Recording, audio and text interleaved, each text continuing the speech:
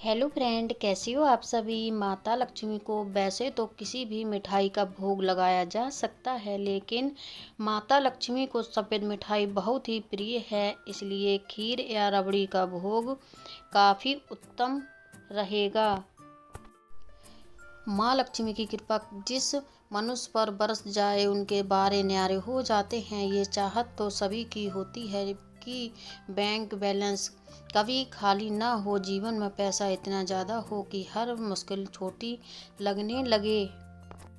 यही वजह है कि माता लक्ष्मी की पूजा घरों में ही नहीं, वर्क प्लेस पर भी की जाती है, जिससे बरकत के साथ ही सुख समृद्धि आती रहे। माँ लक्ष्मी का आशीर्वाद पाने के लिए शास्त्रों में वैसे तो कई तरीके है, लेकिन शुक्रवार का व्रत बहुत ही कारगर माना जाता है। शुक्रवार को कैसे करें व्रत जिससे धन की देवी प्रसन्न हो जाने हैं। कैसे रखें शुक्रवार का व्रत रखने के लिए सुबह सूर्योदय से पहले उठकर घर को साफ सुथरा करें। उसके बाद स्नान करके स्वच्छ कपड़े पहने और फिर 7, 11 या 21 व्रत रखने का संकल्प करें। पूरे दिन मन में माँ लक्ष्मी के मंत्रों का जाप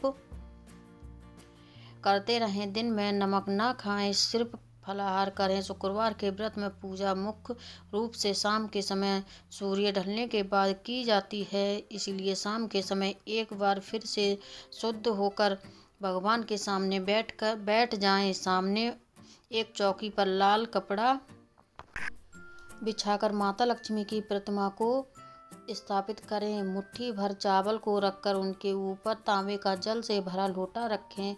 उसके ऊपर एक कटोरी में सोने या चांदी का गहना रखें। अगर आपके पास कोई गहना नहीं है तो सिक्का भी रख सकते हैं। साथ ही एक गुलाब का फूल भी कटोरी में रखें।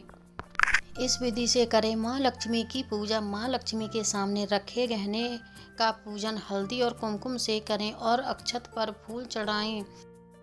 हाथ जोड़कर माता लक्ष्मी के श्री यंत्र और अन्य स्वयं रूपों को प्रणाम करें और फिर कथा शुरू करें। पूजा के समय माता के सामने शुद्ध घी का दीपक जलाना ना भूलें। कथा समाप्त करने के बाद माता की आरती करें और उनको मीठे का भोग लगाएं। वैसे तो किसी भी मिठाई का भोग माँ को लगाया जा सकता है, लेकिन माता लक्ष्मी को सफ़ेद मिठाई बहुत ही प्रिय है, इसलिए खीर या रबड़ी का भोग काफ़ी उत्तम रहेगा। भोग लगाने के बाद हाथ जोड़कर माँ के सामने अपनी मनोकामना पूर्ण होने की विनती करें। शाम के समय एक साथ सादा भोजन किया जा सकता है। इस तरह से पूरी श्रद्धा और भक्ति के व्रत करने से माँ लक्ष्मी प्रसन्न होती हैं और अपनी कृपा बरसाती हैं। कैसे करें व्रत का उद्यापन। जितने व्रत का संकल्प आपने लिया है उनके पूर्ण होने के बाद शास्त्रों में उद्यापन करना बहुत ज़रूरी माना जाता है। अगर कुंवारी लड़की व्रत रख रही है तो उद्यापन में कन्याओं को भोजन करवाना चाहिए।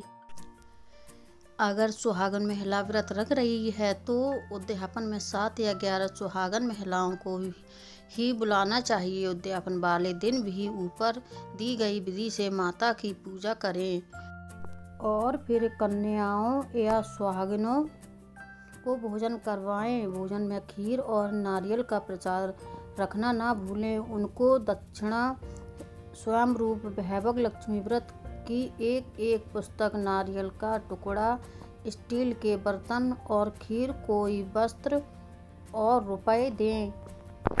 व्रत में इन बातों का ध्यान रखें। जो भी व्रती इस विधि से माता लक्ष्मी का व्रत समापन करता है, माँ की कृपा उस पर हमेशा बनी रहती है।